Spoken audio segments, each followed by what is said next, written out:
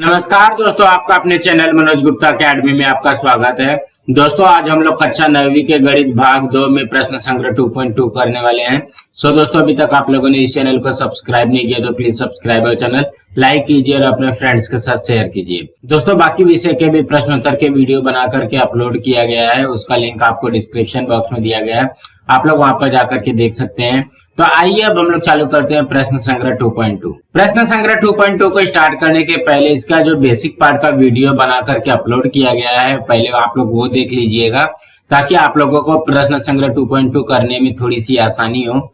अब यहाँ पे देखोगे क्या दिया गया है। प्रश्न संग्रह 2.2 में पहला प्रश्न दिया गया है, आकृति 2.18 में y बराबर 108 अंश तथा x बराबर 71 अंश, तो रेखा यम तथा रेखा n समांतर होगी, कारण लिखिए। कहने का क्या मतलब है, यहाँ पे x का मान दिया गया है तुमको 108 अंश और y का मान दिया गया है 71 अंश, और हमको बोला गया है कि यम और n जो है ये क्या समांतर है या नहीं है, ये हमको बताना है। तो सबसे पहले लिखेंगे x बराबर 71 अंश और y बराबर 108 अंश। ये क्या है, ये हमको दिया है, यहाँ पे लिख दिया है। यहाँ पे हम लोग क्या करते हैं, इसको जोड़ते हैं x प्लस वाई। तो ये जो है x प्लस वाई, x का मान कितना है, ये है 71 अंश और y का मान कितना है 108 अंश। तो ये कितना हो जाएगा, ये दोनों को जोड़ोगे तो 179 अंश हो जाएगा। तो ये देखोगे ये क्या है 179 अंश ना, तो यहाँ पे लिखेंगे 179 अंश जो है 180 अंश के बराबर नहीं है। देखो ये बराबर नहीं है का चिन्ह लगाया है, तो ये जब बराबर नहीं रहेगा तो यहाँ पे लिखेंगे अंतः कोण के कोणों की जोड़ी का योगफल 180 अंश नहीं है, इसलिए रेखा यम तथा रेखा n समांतर नहीं है। तो कहने का क्या मतलब है, समांतर रहने के लिए हमको क्या चाहिए, ये जो अंतः कोण बन रहा है इसका जो टोटल होना चाहिए वो कितना होना चाहिए, 180 अंश होना चाहिए। अब हम अगला करते हैं। दूसरे प्रश्न में क्या दिया गया, आकृति 2.19 में यदि कोण A सर्वांगसम है कोण B के। यहाँ पे देखोगे ये वाला कोण A कोण B के यहाँ पे सर्वांगसम दिया गया है, तो सिद्ध कीजिए कि रेखा L समांतर है रेखा M के। तो हम लोग इसको क्या करेंगे, ये वाला जो कोण है इसको क्या करेंगे, C मान लेते हैं। यहाँ पे देखोगे हमको क्या दिया गया, कोण A सर्वांगसम कोण B दिया गया है, तो यहाँ पे लिखेंगे दिया है, ये इधर आ जाएगा। उसके बाद में ये देखोगे ये जो कोण A है और ये कोण C है, ये क्या हो जाएगा, समान हो जाएगा। तो कोण A सर्वांगसम कोण C, इसका रीजन क्या आएगा, शीर्षाभिमुख कोण। तो यहाँ पे लिखोगे शीर्षाभिमुख कोण, ये क्या हो गया, ये शीर्षाभिमुख कोण से आ गया। यहाँ पे देखोगे क्या है, ये है कोण A है ना, तो ये वाला कोण A, तो कोण A बराबर क्या है, कोण B है, तो यहाँ पे लिख लिया कोण B सर्वांगसम है कोण C के। तो इसका रीजन क्या आएगा, यहाँ पे कथन 1 लिख दो, ये कथन 2 लिख दो और इसका रीजन लिख दोगे यहाँ पे कथन 1 2 से। जब ये बराबर आ गया है, ये सर्वांगसम आ गया है, तब हम लोग लिख सकते हैं कि रेखा L समांतर है रेखा M के, इसलिए रेखा L समांतर है रेखा M के। इसका कारण क्या आएगा, समांतर रेखाओं की संगत कोण कसौटी। तो देखोगे यहाँ पे संगत कोण कसौटी क्यों आएगा, क्योंकि हमने यहाँ पे B और C ये वाला कोण और ये वाले कोण को बराबर बताया है, सर्वांगसम बताया। अब हम अगला करते हैं। तीसरे में क्या दिया गया, आकृति 2.20 में यदि कोण A सर्वांगसम है कोण B के और कोण X सर्वांगसम है कोण Y के, तो सिद्ध कीजिए कि रेखा L समांतर है रेखा N के। अब यहाँ पे देखोगे ये वाला रेखा यल है और ये वाला यन है। तो यहाँ पे सबसे पहले ए और बी दिया गया है ना, तो ए बी कहाँ पे देखोगे ये वाला दो कोण है, ए यहाँ पे है और बी यहाँ पे, ये दोनों क्या हो जाएगा संगत कोण हो जाएगा। और यहाँ पे देखोगे यम और यन वाले में देखोगे तो ये वाला कोण जो है यक्स एंड वाई वाला जो है वो एकांतर कोण बन रहा है। देखोगे यहाँ पे जेड बन रहा है। यल और यम पहले समांतर नहीं लिखना है, ये लिखेंगे कि दो रेखाओं का तिर्यक रेखा के है। तो यहाँ पे लिखेंगे रेखा यल तथा रेखा यम की तिर्यक रेखा के है। देखो यहाँ पे पहले हम लोगों ने समांतर नहीं लिखा, हम लोगों ने क्या लिखा कि रेखा यल और यम का तिर्यक रेखा के है। और हमको यहाँ पे दिया गया है कोण ए सर्वांगसम कोण बी, ये हमको क्या बोला गया है दिया है। जब देखोगे ये कोण ए और कोण बी ये हमको संगत कोण दिया गया है। जब यहाँ पे संगत कोण दिया गया तो यहाँ पे लिख सकते हैं रेखा यल समांतर है रेखा यम के। इसका रीजन क्या आएगा, समांतर रेखाओं की संगत कोण कसौटी। इस कसौटी से ये सिद्ध हो गया कि ये जो रेखा यल है और ये रेखा यम है वो क्या समांतर है। यहाँ पे लिख दिया कथन एक। अब क्या करते हैं दूसरे के लिए करते हैं, यम और यन के लिए करते हैं। तो यहाँ पे लिखोगे रेखा यम तथा रेखा यन की तिर्यक रेखा के है, यन की तिर्यक रेखा के है। ये क्या है के है। तो यहाँ पे हमको क्या दिया गया है कि कोण यक्स सर्वांगसम कोण वाई, ये हमको दिया है, क्या दिया है, इस तरीके से आएगा। अब यहाँ पे देखोगे यक्स और वाई ये वाला जो कोण है वो क्या हो रहा है एकांतर कोण बन रहा है, जेड बन रहा है। तो यहाँ पे लिखेंगे इसलिए रेखा यम समांतर है रेखा यन के। इसका रीजन क्या आएगा, समांतर रेखाओं की एकांतर कोण कसौटी। एकांतर कोण कसौटी से ये क्या हो जाएगा, ये प्रूफ हो जाएगा कि ये समांतर रेखा है। अब यहाँ पे देखोगे रेखा यल रेखा यम के समांतर है और रेखा यम रेखा यन के समांतर है। तो हम लोग इसको लिख सकते हैं इसलिए रेखा यल समांतर है रेखा यन के। तो यहाँ पे देखोगे यही हमको प्रूफ करना था। तो हम लोगों ने पहले क्या प्रूफ किया कि यल जो रेखा है वो यम के समांतर है और यम जो रेखा है वो यन के समांतर है।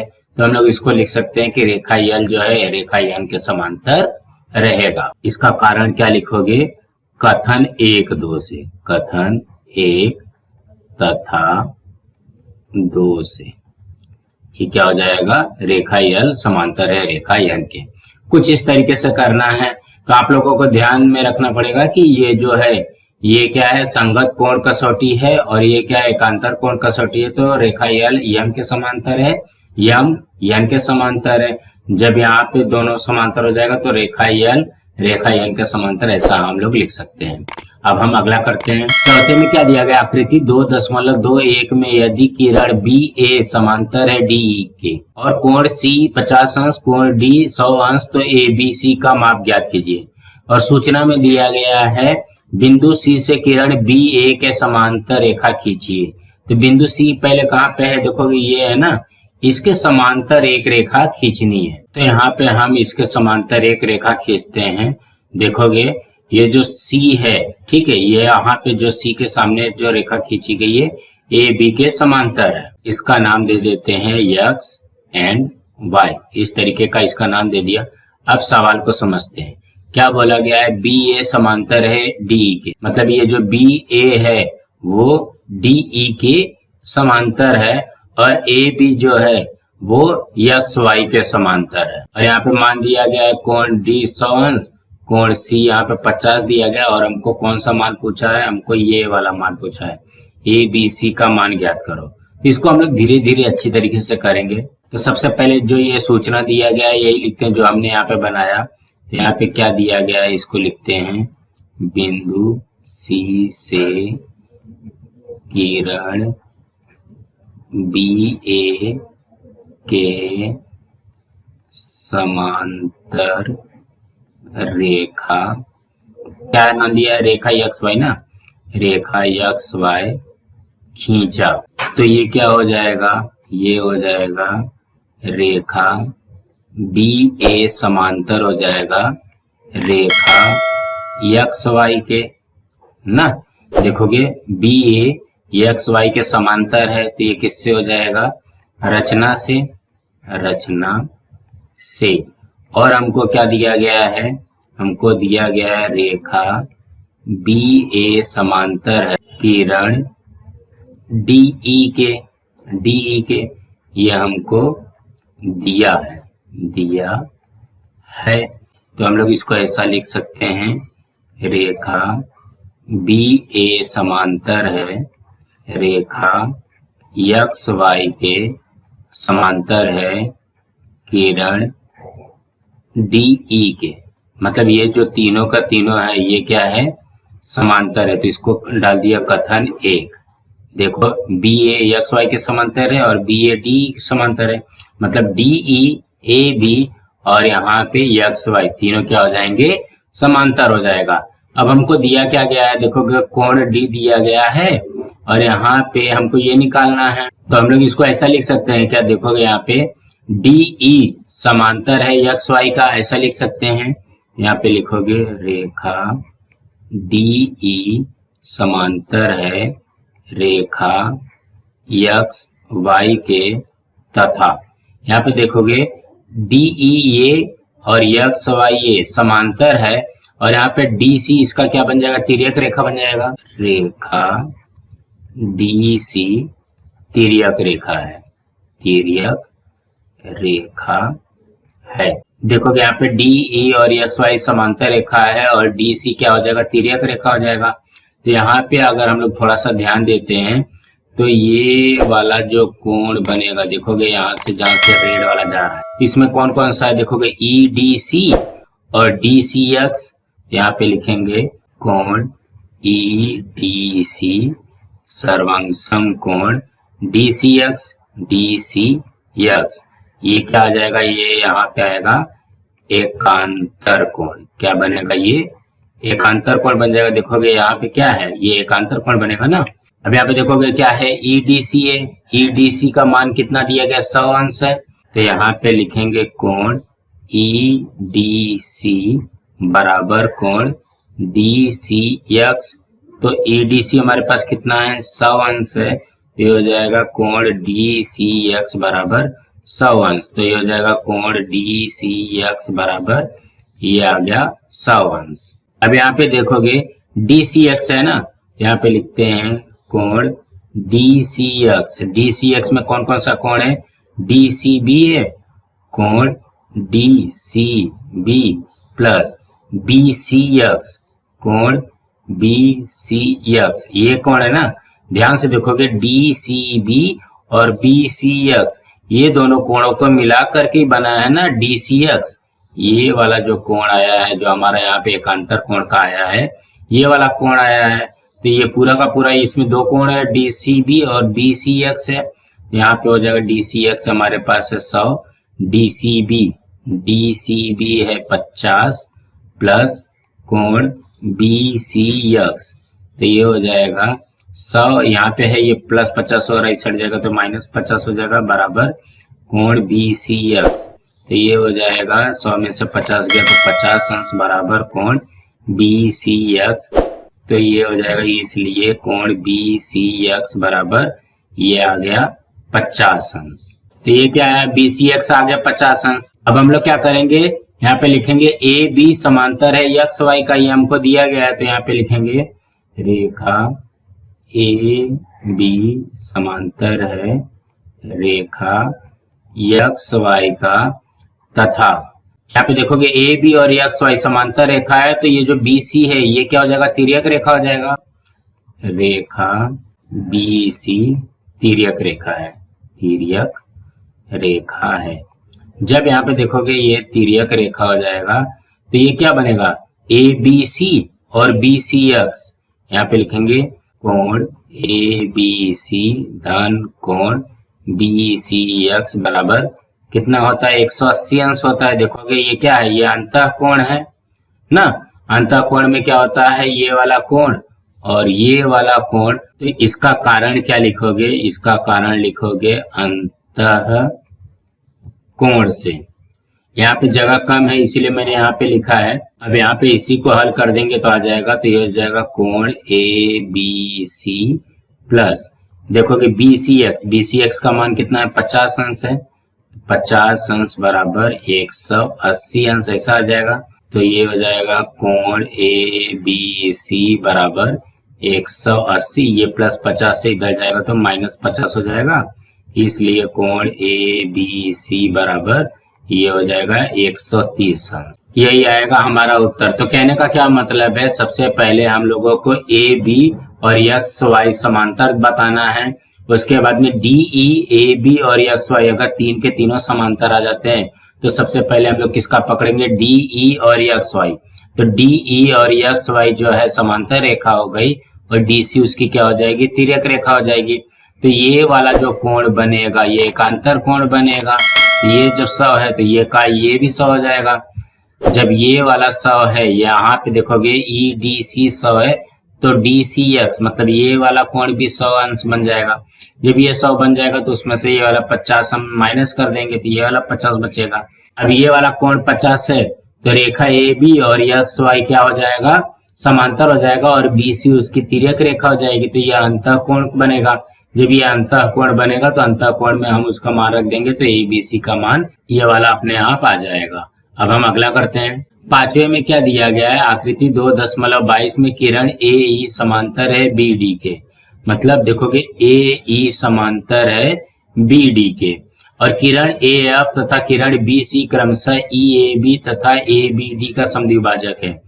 ए एफ देखोगे ये वाला ए एफ है वो ई ए बी का और जो बी सी है वो ए बी डी का समद्विभाजक है। तो सिद्ध कीजिए कि ए एफ समांतर है रेखा बी सी के। तो मतलब हमको क्या बताना है, ए एफ और ये जो बी सी है ये क्या है, समांतर है। तो हमको क्या क्या दिया गया, देखोगे यहाँ पे किरण ए ई समांतर है बी डी के, तो हम लोग लिखते हैं ए ई और बी डी समांतर है। तो यहाँ पे लिखेंगे रेखा ए ई समांतर है रेखा बी डी के तथा देखोगे ए ई और यहाँ पे बी डी समांतर हो जाएगा तो ए बी क्या बनेगा, उसकी तिर्यक रेखा बनेगी तथा रेखा ए बी तिर्यक रेखा है।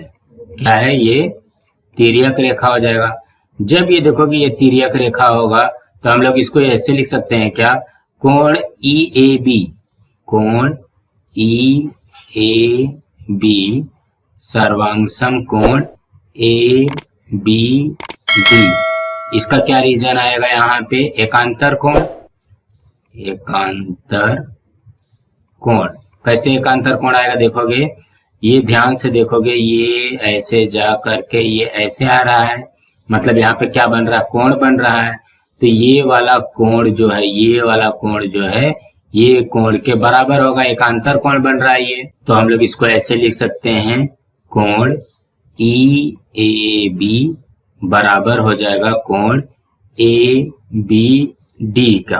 अब यहाँ पे क्या करते हैं, दोनों पक्षों में आधा से गुणा करने पर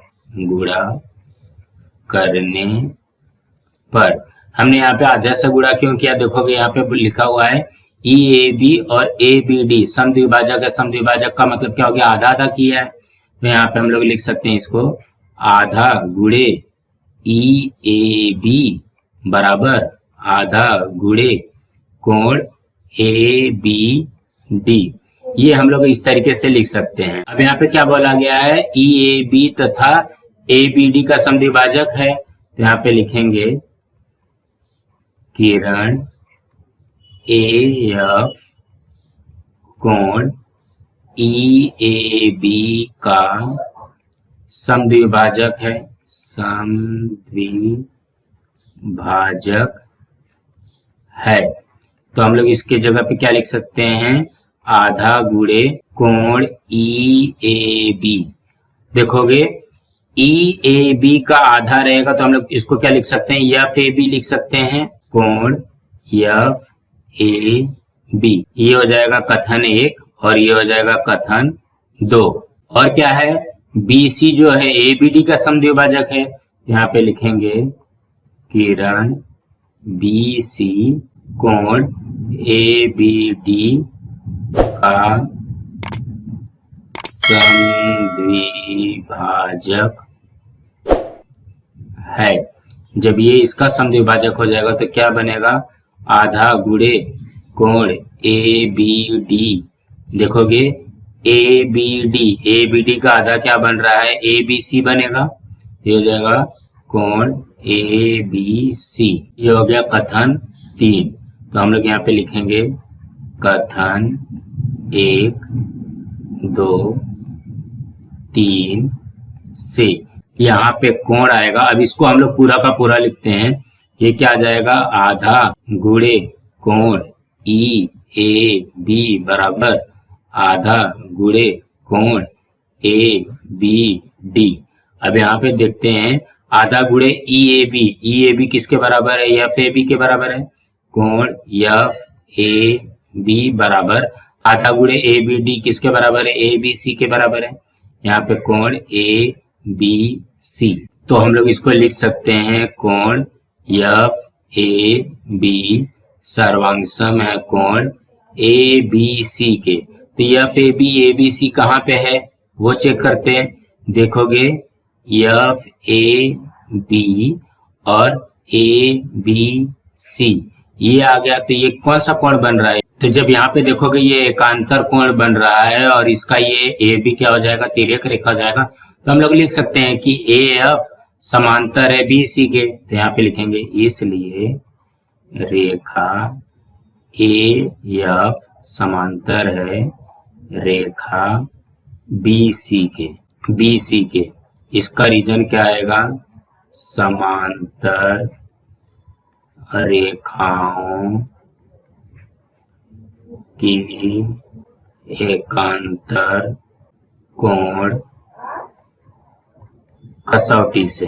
देखोगे ए ई और बी डी हमको पहले समांतर दिया गया था और यहाँ पे ए बी उसकी तिर्यक रेखा है, तो ये वाला जो कोण आएगा और ये वाला जो कोण आएगा ये क्या हो जाएगा, एकांतर कोण हो जाएगा। जब ये एकांतर कोण हो जाएगा तो हम लोग क्या करेंगे, दोनों में आधा आधा का गुणा कर देंगे। जब दोनों का आधा आधा का गुणा करेंगे तो हमारे पास क्या आ जाएगा, एफ ए बी और ए बी सी। देखोगे यहाँ पे आ गया है एफ ए बी और ए बी सी।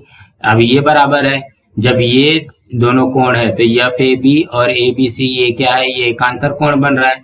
जब ये एकांतर कोण बनेगा और ये उसका तिर्यक रेखा रहेगा तो हम लोग लिख सकते हैं कि रेखा और बी सी समांतर रेखा है। दोस्तों इसी तरीके से करना था। अब हम अगला करते हैं। 6वें में क्या दिया गया है, रेखा ई एफ या रेखा ए बी तथा सी डी को क्रमशः बिंदु पी तथा क्यू पर प्रतिच्छेदित करती है।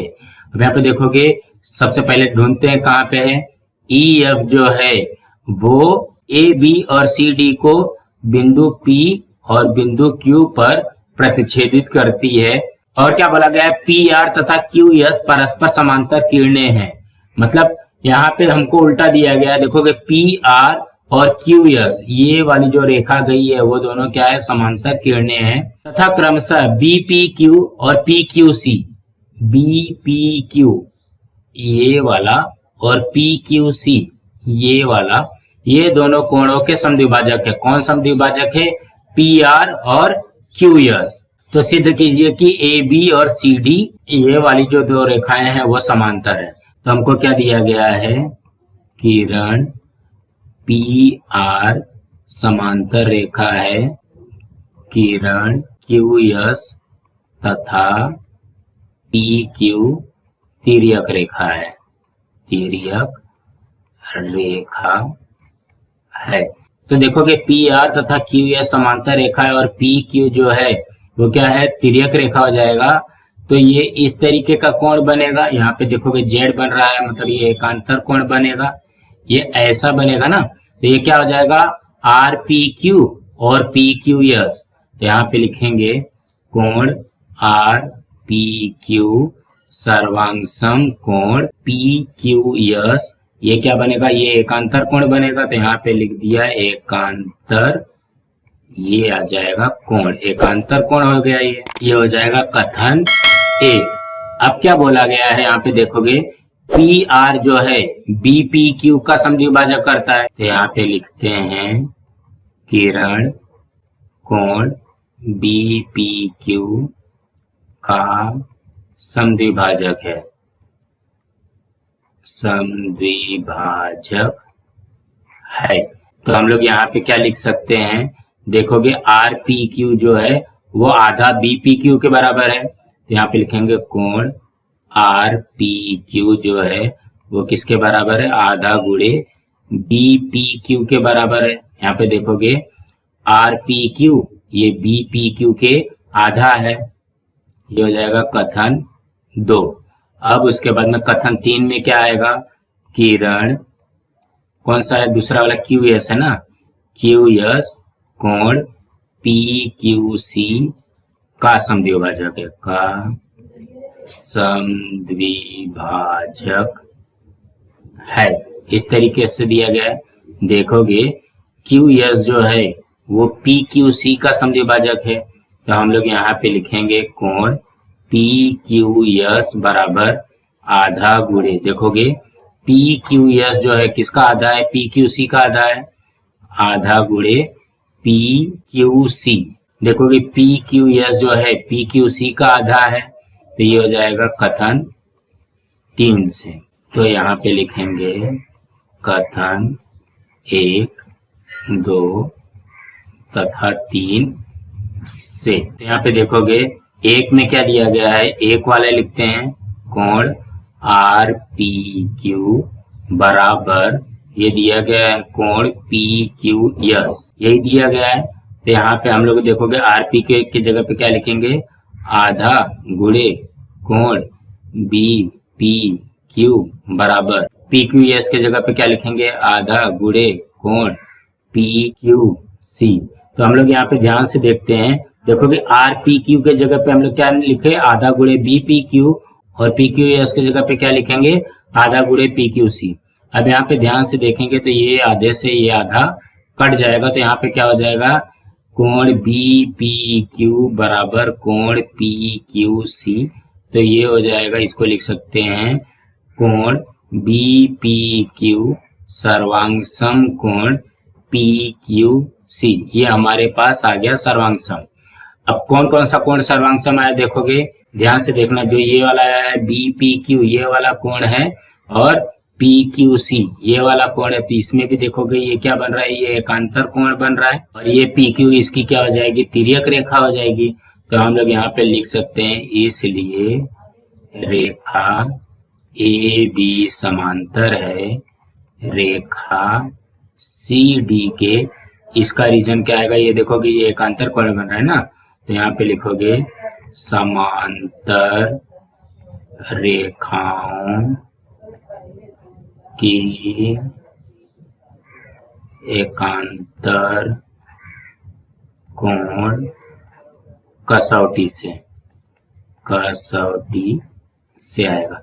तो कहने का क्या मतलब है, सबसे पहले हम लोग यहाँ पे देखोगे पी आर समांतर है क्यू एस और पी क्यू तिर्यक रेखा है। तो ये एकांतर कोण निकल जाएगा। जब ये एकांतर कोण निकल जाएगा, यहाँ पे हमको क्या समद्विभाजक दिया गया, तो आर पी क्यू बराबर आधा गुणे बी पी क्यू हो जाएगा। यहाँ से देखेंगे आर पी क्यू जो है आधा गुणे बी पी क्यू होता है, और पी क्यू एस जो है आधा गुणे पी क्यू सी होता है। अब सबका मान यहाँ पे इसमें रख देंगे तो हमारा उत्तर आ जाएगा। सो दोस्तों इसी तरीके से करना था दोस्तों। आज हमारे यहाँ पे प्रश्न संग्रह 2.2 कंप्लीट हुआ। दोस्तों आप लोगों को ये वीडियो कैसा लगा आप लोग कमेंट बॉक्स में जरूर लिख करके बताइए, और इस वीडियो को ज्यादा से ज्यादा लाइक कीजिए, अपने फ्रेंड्स के साथ शेयर कीजिए ताकि उनको भी प्रश्न संग्रह 2.2 मिल सके, और इस चैनल को सब्सक्राइब कीजिए। नमस्कार दोस्तों।